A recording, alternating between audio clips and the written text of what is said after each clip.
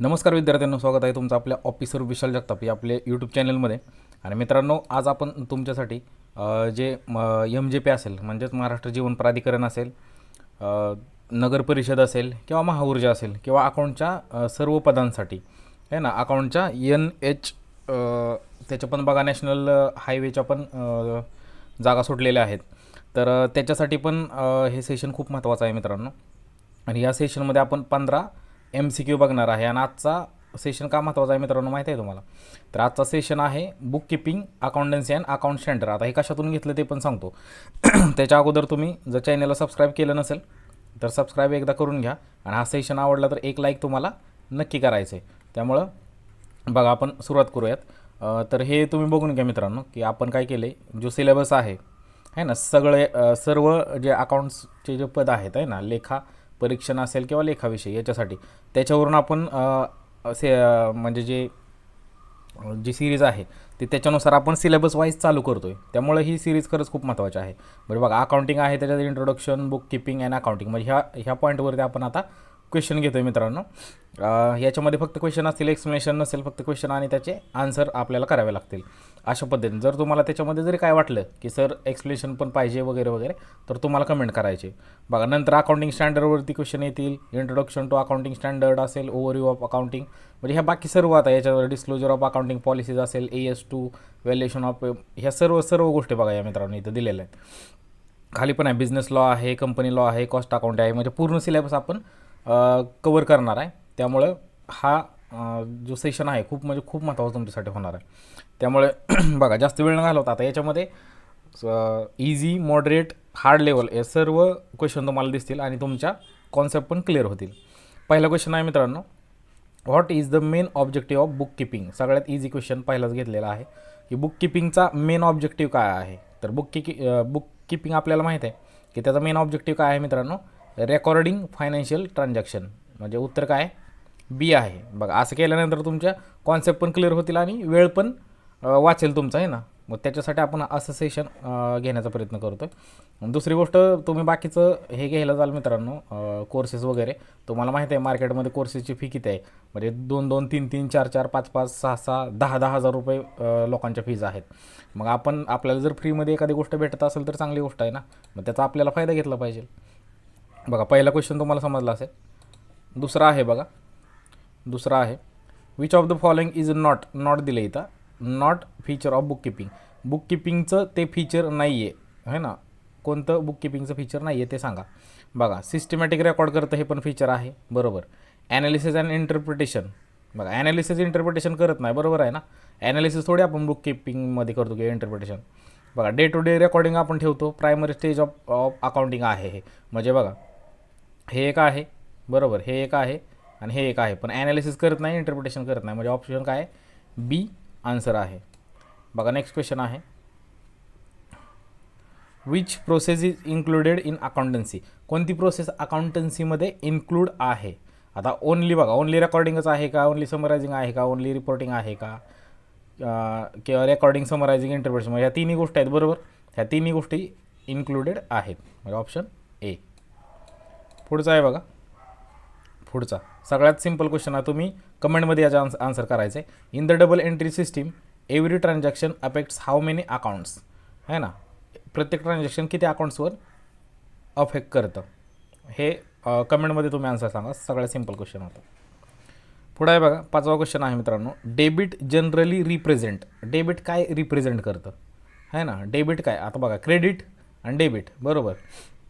आपण काय म्हणतो, नॉर्मल एक विचार करायचा मित्रांनो, आपल्या अकाउंटमधून बॅलन्स डेबिट झाला, डेबिट होतो म्हणजे कट होतो, बरोबर. आपला इन्स्टॉलमेंट असेल किंवा EMI असेल, काय होतं आपल्या अकाउंटमधून तो डेबिट होतो म्हणजे काय, कट झाला म्हणजे काय, तो आपला काय खर्च आहे ना, खर्च झाला म्हणजे काय वाढवतं, तर इन्क्रीज इन एक्सपेन्स, खर्च वाढवतं, हे लक्षात घ्या. पुढं आहे बघा, पुढचा क्वेश्चन 15 क्वेश्चन आपण याच्यामध्ये मित्रांनो घेणार आहे आणि खूप महत्त्वाचे आहेत. सोपे पण आहेत, थोडे पुढे गेल्यानंतर थोडेसे तुम्हाला असे वाटेल पण की चांगली लेवल सरांनी आता ठेवायला प्रयत्न केलेला आहे. What is the final output of accounting. अकाउंटिंगचं फायनल आउटपुट काय असतं. आता बघा, इथं कन्फ्यूज होऊ शकताय तुम्ही. फायनल आउटपुट हे ट्रायल बॅलन्स असतं का, लेजर असतं का, फायनान्शियल स्टेटमेंट असतं का जनरल असतं, आहे ना. हे बघा, आता ट्रायल बॅलन्स हे तर काय फायनल आउटपुट नाही आहे, लेजर तर नाही आहे, जनरल पण नाही आहे. फायनान्शियल स्टेटमेंट आपण तयार करतो बरोबर, हे फायनल आउटपुट आहे ना रे, हे काय फायनल आउटपुट आहे अकाउंटिंगचं. नेक्स्ट क्वेश्चन आहे बघा, याचं उत्तर तुम्ही कमेंटमध्ये द्यायचं आहे मित्रांनो. Which brand deals with classification of cost, म्हणजे विच ब्रँच, बघा कोणती ब्रँच आहे डील करते क्लासिफिकेशन ऑफ कॉस्ट. मग सांगा आता याच्यामध्ये आन्सर काय आहे ते कमेंटमध्ये तुम्हाला करायचं आहे. पुढचं आहे, हे पण आन्सर तुम्ही कमेंटमध्ये करा, हे पण सोपं आहे. Rule for real account, real अकाउंटचा रूल काय आहे, बरोबर. रिअल अकाउंटचा रूल काय आहे, सगळ्यात सिम्पल आहे, हे तुम्ही 11वी-12वी कॉमर्सला शिकलेला असता, त्यामुळे याचं पण तुम्ही फक्त कमेंट करताना मित्रांनो काय करा, कमेंट करताना असं करा 7व्याचं आन्सर त्याच्या पुढं 8 असेल 8व्याचं आन्सर त्याच्या पुढं असं कमेंट करा, म्हणजे मला समजेल की तुम्ही बरोबर आन्सर केलं आहे का. बघा पुढचं आहे, primary objective of financial accounting. Financial अकाउंटिंगचं प्रायमरी ऑब्जेक्टिव्ह काय असतं आहे ना, प्रायमरी ऑब्जेक्टिव्ह काय असतं तर एक्सटर्नल रिपोर्टिंग, काय करणं, एक्सटर्नल रिपोर्टिंग करणं हे प्रायमरी ऑब्जेक्टिव्ह उद्दिष्ट असतं आहे ना, प्रायमरी उद्दिष्ट. फायनान्शियल अकाउंटिंग काय करतं, एक्सटर्नल रिपोर्टिंग करतं. नेक्स्ट आहे बघा, नेक्स्ट बघा पाठीमागच्या सेशनमध्ये हा क्वेश्चन झालेला आहे, पण हा वेगळ्या पद्धतीने हे तर विचारला आहे. Same question as it is नाही मित्रांनो, हा वेगळ्या पद्धतीने विचारला आहे. म्हणजे इथं मागच्या वेळेस काय होतं, हा ऑप्शन हा जो क्वेश्चन म्हणजे क्वेश्चनच ऑप्शनमध्ये होता मागच्या वेळेस, आता हा क्वेश्चनच बनवून आला आहे. म्हणजे असं तुमचं काय होणार आहे मित्रांनो, जर तुम्ही सेशन पाहिले व्यवस्थित एकदम स्टार्ट टू एंड, तर तुमचं काय होणार आहे माहिती आहे का, कन्सेप्ट क्लिअर होणार आहे आणि तुम्हाला काहीच अडचण येणार नाही. गोईंग कन्सर्न कन्सेप्ट तुम्ही बघू शकता, पाठीमागच्याच जो सेशन झाला त्याच्यामध्येच हा ऑप्शनमध्ये होता आणि हेच उत्तर होतं आहे ना.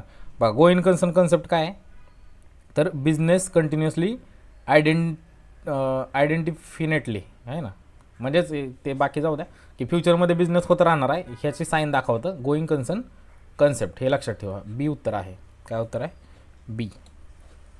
हा क्वेश्चन मित्रांनो LDCला आला होता, महाट्रान्सको LDCला.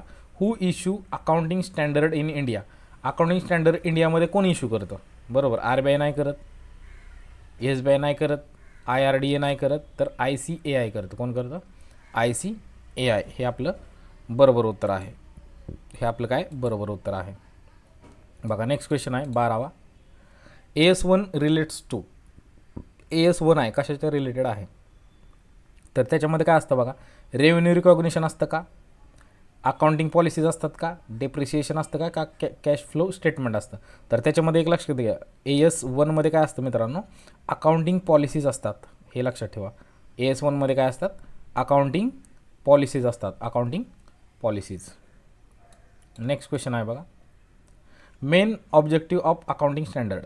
आता बघा अकाउंटिंग स्टँडर्डचं मेन ऑब्जेक्ट काय असतं, अकाउंटिंग स्टँडर्डचं मेन ऑब्जेक्ट काय असतं, याचं पण उत्तर तुम्ही कमेंटमध्ये करायचं आहे. अकाउंटिंग स्टँडर्डचा 13 नंबर टाकायचा आणि कमेंटमध्ये आन्सर करायचं काय तुमचं असेल ABCD, याचा आन्सर तुम्हाला काय करायचं आहे मित्रांनो, कमेंटमध्ये करायचं आहे.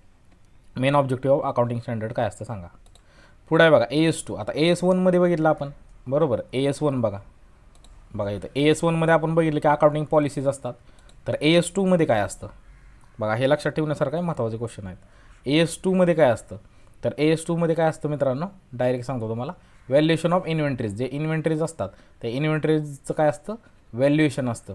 इन्व्हेंटरीजचं काय असतं, व्हॅल्युएशन असतं, हे एक लक्षात आपल्याला ठेवायचं आहे. आणि लास्ट बट नॉट लिस्ट,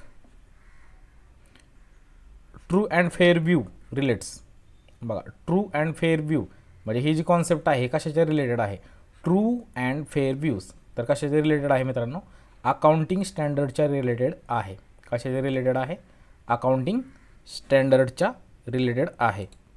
बघा मित्रांनो याच्यामध्ये बऱ्यापैकी आपण क्वेश्चन कवर करतो आहे. तुम्हाला क्वेश्चनची पातळी कशी वाटली, जर तुम्ही सगळे क्वेश्चन बघितले असतील 15पर्यंत तर तुम्ही सांगू शकता. दुसरी गोष्ट, कमेंटमध्ये तुम्ही तुमचं सजेशन मला महत्त्वाचं आहे की कमेंटमध्ये तुम्हाला अजून कशाच्या रिलेटेड, आणि याच्या आपण प्लेलिस्ट पण बनवलेली आहे, त्यामुळे प्लेलिस्टमध्ये जाऊन तुम्ही बघू शकताय.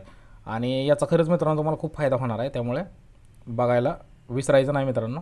आणि असेच आपण तुमच्यासाठी जे सिरीज आहे ती सिरीज अशीच तुमच्यासाठी चालू राहील. आणि असंच म्हणजे सपोर्ट करत राहा. तुम्ही सपोर्ट तर करताय, पण तुमच्यासाठीच हे सर्व मित्रांनो चालू आहे. त्यामुळे ही सिरीज अशीच आपली चालू राहणार. धन्यवाद मित्रांनो, भेटूयात नेक्स्ट सिरीजमध्ये.